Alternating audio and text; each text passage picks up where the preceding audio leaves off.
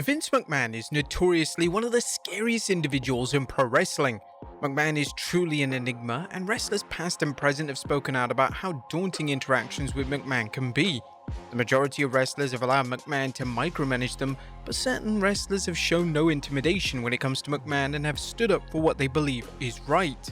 Join us now as Wrestlelamia looks at 10 WWE wrestlers who stood up to Vince McMahon.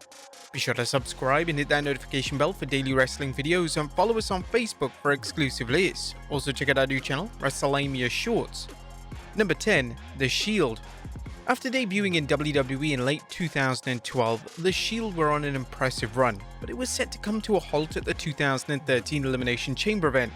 Initial creative plans called for The Shield to lose a six-man tag match against John Cena, Ryback, and Sheamus, and the planned finish was to see Cena stand tall. Dean Ambrose, Roman Reigns, and Seth Rollins knew that this was the wrong finish. The finish wouldn't have benefited anyone and would have ultimately buried The Shield just before WrestleMania 29. It's been well documented how The Shield reacted to these creative plans, as the decorated trio decided to boldly take a visit to Vince McMahon's office, and they stood up to the creative direction WWE were taking. The Shield logically explained why the creative decision didn't work, and amazingly, McMahon actually listened to what the trio had to say and even changed the finish. The Shield would win the six-man tag matchup, and they would remain unbeaten for the next several months on WWE television. Number 9. The Godfather. In 1999, The Godfather was struggling to find a place in the card, and as a result he went to Vince McMahon to vent his frustrations. McMahon stated that it's sometimes beneficial to be off TV, but Godfather clapped back at McMahon as he questioned what McMahon was saying.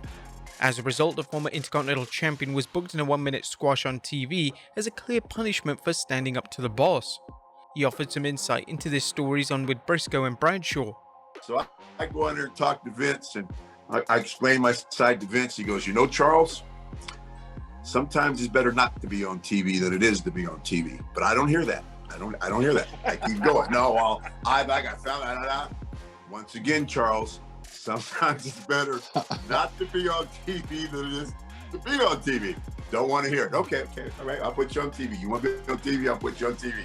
So the new card comes up, right? Godfather, Triple H, no hose, 1 minute. Number 8. Rob Van Dam. Rob Van Dam has always been a wrestler who's been willing to go against the norm and remove himself from situations that he feels uncomfortable in. In the 2000s, Vince McMahon wanted RVD to attend the annual tribute to the troops show in Iraq, but RVD told McMahon that he had no plans of going to the event. On his podcast, this is what the former WWE champion had to say about the infamous Act of Defiance. I was stewing about it, and other wrestlers are coming up to me saying, "Man, Rob, I respect you for saying no. Like, I don't want to go either, but I can't say no. I'm not RVD, dude." Why do I always hear that? Like, there's something in my contract that says I can get no heat. You know what I mean? I just have principles, and I'm not going to be a puppet, and that works for and against me. But I'm here saying that Christmas break, I'll be in California, or wherever the hell I lived at the time. I guess that was it. Anyway, it was a subject, like, are they not going to let you go? I was getting mad. What do you mean, let me not go? Like I'm a prisoner? According to the former head of talent relations for WWE, Jim Ross, on his podcast, RVD saying no to the trip resulted in him receiving substantial backstage heat.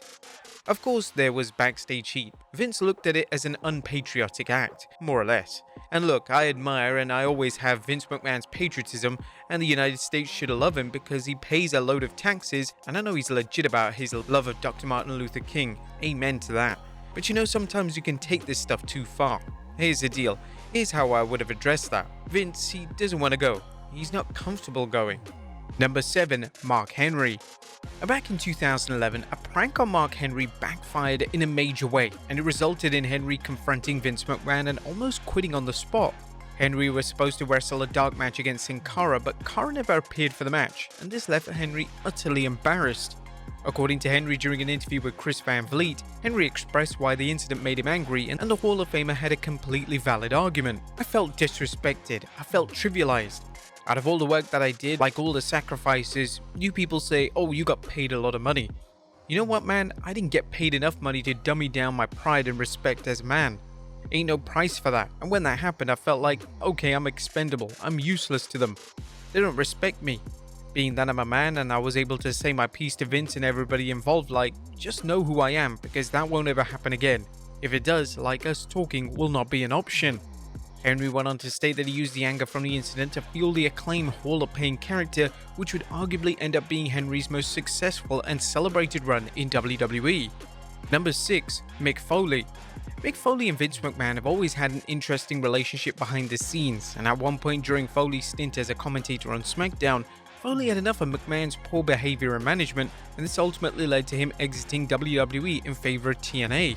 Foley and McMahon would embark in a heated confrontation due to Foley giving his notice to the company, which Foley detailed on his podcast.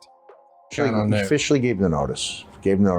I made it really clear that if that was part of the job, I didn't want any part of it. And Vince, he tried to. This is where I'm hesitant because Vince had, he's imagine going through a tough time. I tried to text him for his birthday, and that's the WWE number, so it's not working anymore. Yeah. But I said, Vince, what's the end game here? If I work hard at this for 10 years and I get as good as I can possibly be, you'll treat me the way you treat JR? Oh. And then he gets about this close. He goes, you think I've been bad to him? I said, I think you've made his life a lot more difficult than it needed to be. Number 5. Chris Jericho. Even though Chris Jericho is an AEW talent, he is still extremely close with Vince McMahon, with Jericho even going on record to say that he could text McMahon at any time of the day and he would be guaranteed a reply. The relationship between the two hasn't always been great, however, as according to Jericho, the two had an argument that was so severe that Jericho wanted to punch McMahon in the face. The story goes that when Jericho was picked to host the show Downfall, he kept it private as he didn't want WWE or McMahon interfering. However, when Jericho was on the cover of The Hollywood Reporter, McMahon was furious that Jericho didn't tell him. According to Jericho, McMahon insisted that he wasn't allowing Jericho to host the show, and the two had a verbal back and forth, which included McMahon claiming that Jericho was fired.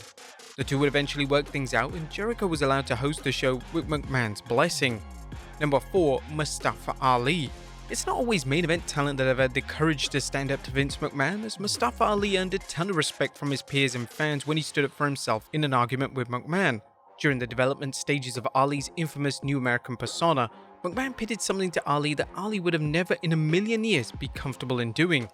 His refusal led to a confrontation between himself and McMahon was so furious with Ali's act of defiance that he was pulled from WWE TV indefinitely. It was reported following the argument that Ali had requested his WWE release, which at the time was outright rejected by WWE. Number 3. Nails. And Nails had one of the most controversial firings of all time, as he was fired for literally assaulting Vince McMahon. In late 1992, Nails confronted McMahon in his office over a pay dispute, and according to Bret Hart, Nails cornered McMahon in his office, screamed at him for over 15 minutes. It was believed that this verbal tirade escalated into Nails knocking McMahon over in his chair and choking him. Hart offers some more insight into the crazy incident in his autobiography. Kevin Nails cornered Vince McMahon in his office and screamed at him for 15 minutes about all the lies he'd been told. His yelling got so loud I got goosebumps up my back as I listened from down the hall.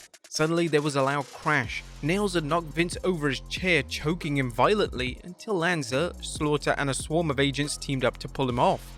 Nails walked out and immediately called the police and accused Vince of making a sexual advance toward him. Vince was charged of sexual assault, but the charges were dropped soon after. Some of the boys actually admired Nails for snatching Vince while covering his tracks to not get charged himself. The last thing Vince wanted was another scandal. Number 2. Brock Lesnar.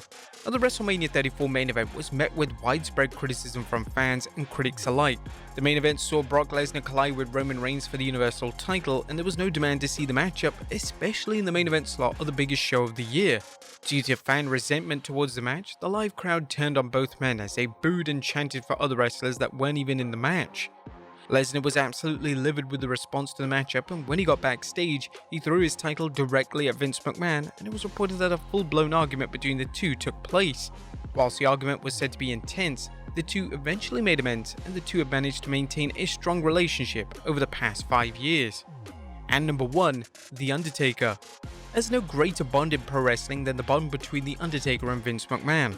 The two see each other as family, and it came as no surprise when McMahon inducted the dead man into the WWE Hall of Fame in 2022. A friendship aside, the two have butted heads in the past, most notably in 1997 when the dead man felt utterly betrayed by McMahon. When the Montreal Screwjob went down, the dead man was bewildered. The Undertaker had a great relationship with Bret Hart and had no idea that McMahon planned on screwing Hart out of the title. The Undertaker wanted answers, and he reportedly confronted McMahon and demanded to know what on earth McMahon was thinking. According to Hart during an interview with Sports Illustrated, the dead man was pounding on McMahon's door, insisting that McMahon explained himself to the locker room. I punched out Vince McMahon in the locker room, but the only reason Vince was in the locker room was because of Taker.